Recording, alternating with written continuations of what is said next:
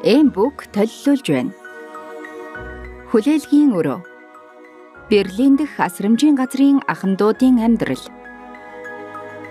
Зохиогч Жигжид Сүрэнгийн Нямдижид. Өгүүлэгч Болдбаатрын Ариун Зул.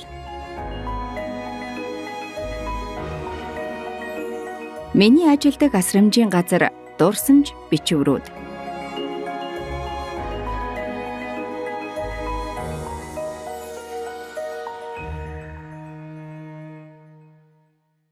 Өмнөх үг.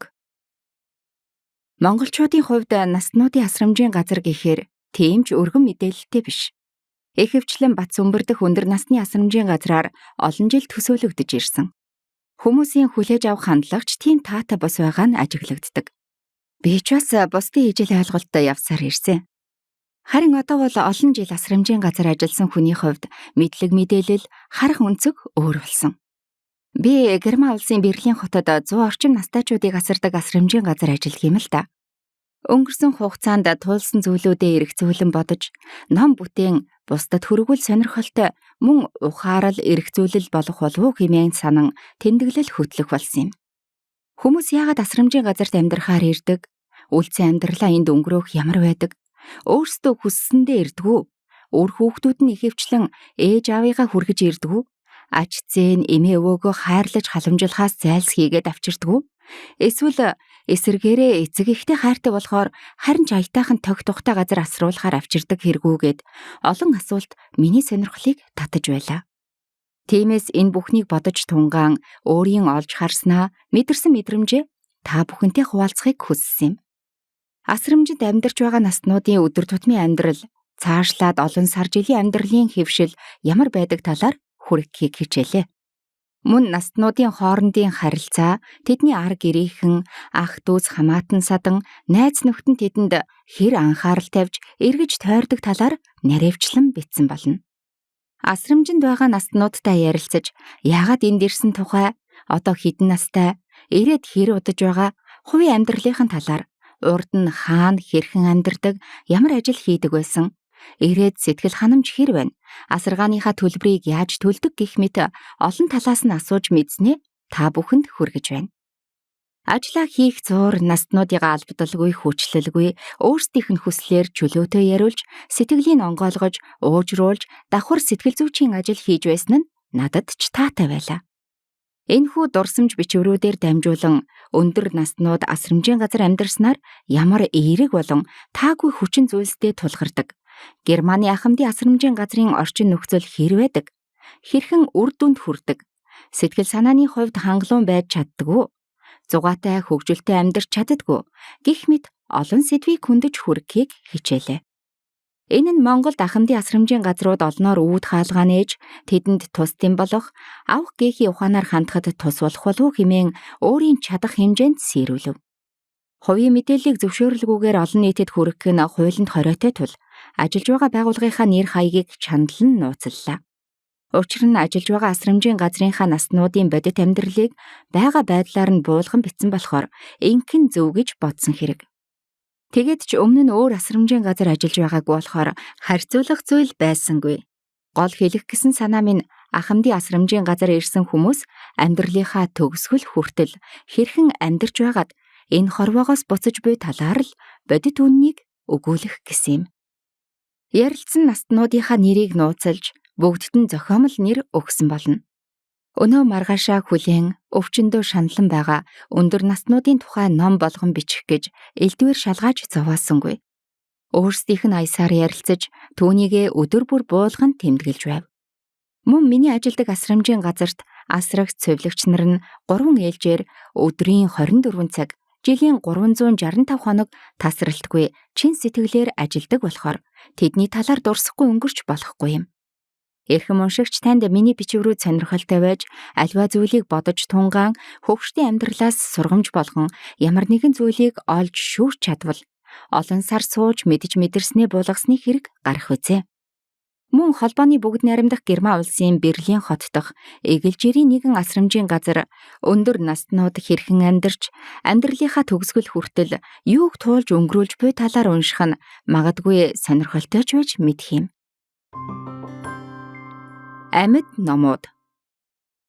Би нэгэн багштай асрамжийн газарт амьдардаг наснуудын талаар ном бичиж байгаа тухайгаа ярьсан юм. Багш надаас номныхоо нэрийг бодож олсон эсхийг асуухад нь би хараахан бодож олоогүй байгаагаа хэлэхэд наснууд өөрсдөө амьд номууд л гэсэн үг. Та бараг номныхоо нэрийг олчихлоо доо гэж хэлсэн юм. Энэ мөчөөс эхлээд би өөрийгөө асрамжийн газар биш, номын санд ажиллаж байгаагаар төсөөлж бичвэрүүдээ урамтайгаар буулгах болсон билээ. Энд ганцсан, сал байсан, өрчийсэн, хуучирсан амьд номууд амьдардаг. Тэдгээр үн цэнтэй хуучны номуудыг сонирхохоор уншихаар ирсэн мэт төсөөлж ажилдаа ирэх нь ажлын минь илүү сонирхолтой, утга учиртай болгож байв. Ядчил өглөө сэрүүлгээ дуурахт нь шууд босдог болчихсон байсан. Наснууд ухаарлын амьд номууд л гэсэн үг. Ажилдаа очоод тэдэндээ өчүүхэн анхаарал, хүндэтгэлийг үзүүлэхдээ хангалттай байдаг байв. Харин эргээд тэднээс авч байгаа эерэг инээрэг намайг үгээр илэрхийлэхийн аргагүй жаргалтай болгодог байлаа. Хариу нэхэлгүйгээр хэн нэгэнд чин сэтгэлээсээ анхаарал халамж тавьж байдаа бусдын тэр бүр мэдрээд байдаггүй гой мэдрэмжийг авч байсан юм. Би 7 дахь жилдээ амьд номтой номын санд ажиллаж байна. Энэ хугацаанд олон сонирхолтой амьд номуудыг сонсож, гайхаж, хайрлаж, өрөвдөж уншсаар байгаа билээ. Заримдаа бүр өөрийн мэдэлгүй уншиж байгаа номуудынхаа гол дүрд нь өөрөө орчихсон юм шиг уярч догдолж, ухаарч мэдэрдэг. Номондоо автаад, уйд харилж, уйлж, өвдөлтийг өөр дээрээ мэдрэх мэт шархирч, би хачин болох бүр өвдөх тохиолдолж гарч байв. Анх эдгээр хуучин номуудын дотоод сэтгэл, гадаа төрхийг илэрхийлсэн ном бичих санаа 2024 оны 2 дугаар сарын 15-ны өдөр төрсөн юм. Тэр өдөр ажиллаа хийгээд аяг тавгаа тачигнуулан шүүгээ савандаа өрөө зогсож байтал гинтэл толгойд ном бичих санаа төрсөн хэргэлдээ. Эдгээр настай хүмүүсийн амьдралын түүхээр яагаад ном бүтээж болохгүй гэж сонирхолтой юм шүү гэсэн бодол зурсхийн орж ирсэн. Яг л хэн нэгэн хэлэх шиг хаа нэгтгээс чихэн чивгэнсэн дуу авиан сонсогдох шиг болж билээ. Тухайн үед би ном бүтээж чадах уу? Эдгээр хүмүүсийн талаар аятайхан дурсамж бүтээж чадна гэж үү? Хэмээн өөрөөсөө асууж зогссон. Хэдэн өдөр ном бичих бодол маань надаас салаагүй. Хэрвээ дурсамж бичвэрээ сайн бичиж чадвал асрамжийн газрын талаарх хүмүүсийн ойлголтод тусдсан болно шүү дээ гэж бодсон. Тэгээд эцэст нь өдөр өдрөөр тэмдэглэлээ буулгаж эхэлсэн юм. Миний амьдрал тохиосон тэдгээр настан буурлуудаа маш ихээр талархаж явах болно. Настан буурлууд байгаа болохоор асрамжийн газар гэж байдаг. Асрамжийн газар байгаа болохоор би ажилтай байгаа. Би энэ газар ажилдаг болохоор надад энэ талаар бичих сэтэл төрсөн юм. Хэрэв өөр нэг газар юу ч хамаагүй хийдэг байсан бол надад хизээж тэдний талаар ном бичих санаа төрөхгүй байх байсан. Асрамжийн газар янз бүрийн л хүмүүс амьдардаг юм. Жишээ нь эгч дүү хоёр гэр бүлийн өрөөнд хамтдаа амьдарч байлаа. Мөн ээж нь амьдраад хүүн ажилдаг хөгшинч байсан. Трансгендер настай эрэгтэй эмчилгээний аппараттай гуурсаар хоололж ундлан асруулж эмчлэгдээд олон жил амьдарсаар байгаа наснууд ч цөөнгүй. Хоёр нүднээс нь өөр хөдлөх хэрэгтэнгүй хэрнээ. Өөхөх цаг хугацаанд болоогүй өрөвдөлтөй нэгэн настан 7 дахь жилдээ зовж байгаа бол түүний охин нь аавыгаа өхүүлэхгүй тулд хамаг чадлаараа анхаардаг. Охиныхоо ачаар л ийм олон жил амьд байдаг болов уу гэмээр. Охин нь ирээд асрах цэвлэгч нараас байнга хариуцлах шаарддаг нэгэн. Тэр ирэхээр өнөөдөр хэдэн цагт ямар юм уусан, юу идсэн, хэдэн грамм шингэн зүйл өв, ямар хоол идэв, хизээ хүндэрсэн, хизээ усанд оруулсан гэдэл асуухгүй зүйл үгүй. Хүчил төрөгчийн аппараттай олон жилийг үзэж түүгээр амьсгалж байгаа наснууд ч цөөнгүй.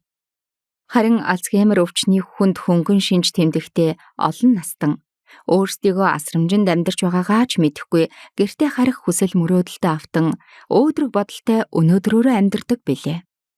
Тэд гэртээ харахаараа тэгн ингэн манайх тэнд энд байдаг, ээж аавдаа очино гэдэл ярьдаг. Өөрсдийгөө нэг бол түр эмнэлэгт эмчлүүлж байгаа өвчтөн гэж ойлгодог. Нөгөөтэйгүр амралтанд амарч байгаа гэж ойлгодог настан ч бас байдаг.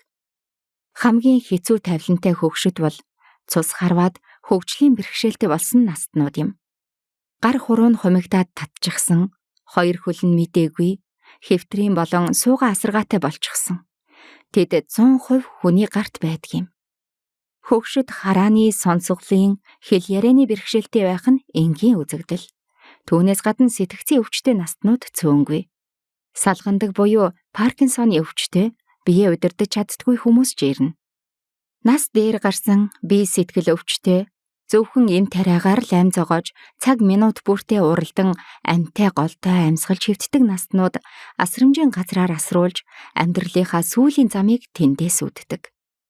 Өгөхөд үр харам гэдэг шиг хүүхдүүддээ нэг хоромж болтугай амьд харагдах гэж хичээдэг байхаа гэж боддгийм.